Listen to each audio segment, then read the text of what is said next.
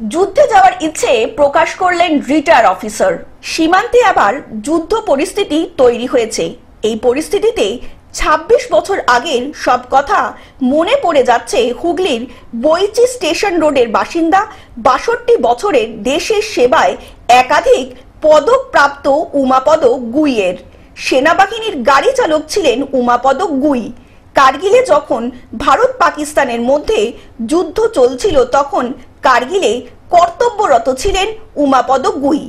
২১ বছরের সেনাবাহিনীর সঙ্গে কাজের অভিজ্ঞতা তার আছে।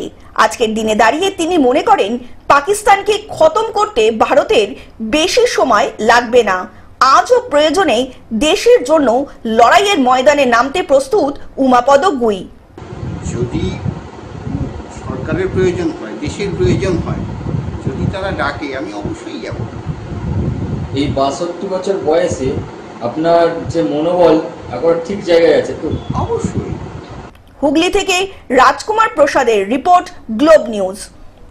এখন থেকে গ্লোব টিভি দেখুন আপনার স্মার্টফোনেও। গুগল প্লে স্টোর অথবা অ্যাপল স্টোর থেকে ডাউনলোড করুন গ্লোব টিভি লাইভ অ্যাপ। এছাড়া জিও টিভি অ্যাপ থেকে দেখুন গ্লোব টিভি লাইভ।